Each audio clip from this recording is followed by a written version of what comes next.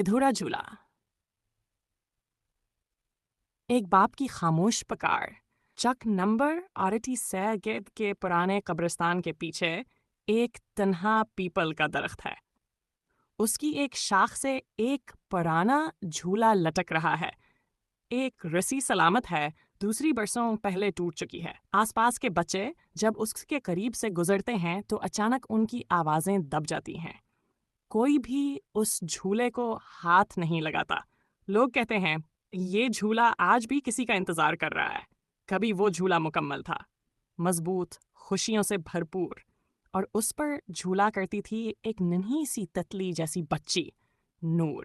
گالوں پر lolly, آنکھوں میں چمک، ہنسی ایسی جیسے گھنٹیوں کی آواز۔ جب بھی بارش ہوتی وہ اپنے ابو سے لپٹ کر کہتی، ابو، وعدہ کریں نا بارش میں بھی آپ مجھے جھلائیں گے۔ ابو، ایک خاموش مزاج مزدور جس کی دنیا صرف پیڑی کے گرد گھومتی تھی، مسکرا کر کہتا، جان ابو کی، بارش ہو یا طوفان، تیرا جھولا کبھی نہیں رکے گا۔ لیکن قسمت خاموشی سے وعدے توڑ دیتی ہے۔ ایک دن بارش وقت سے پہلے برس پڑی۔ ریاض مزدوری کے لیے شہر گیا ہوا تھا۔ نور نے ضد کی، امی نے روکا، مگر بچے کب مانتے ہیں؟ جھولا گیلا تھا، رسی کمزور، نور گری، اور اگلے دن وہ جھولا ہمیشہ کے لیے خاموش ہو گیا۔ جب ریاض واپس آیا تو اس کے ہاتھ خالی تھے، مگر دل ہمیشہ کے لیے بوجھل ہو چکا تھا۔ نور تو چلی گئی، لیکن اس کا جھولا وہیں رہا، ادھورا، خاموش، جیسے وہ ہر روز کسی کی واپسی کا منتظر ہو۔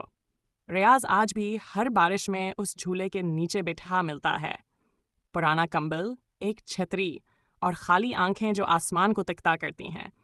کسی بچے کو اس جھولے پر چڑھنے کی اجازت نہیں، کیونکہ وہ جھولا اب صرف ایک باپ کے دل کی دھڑکن ہے، ایک ٹوٹا ہوا وعدہ، ایک رکی ہوئی محبت۔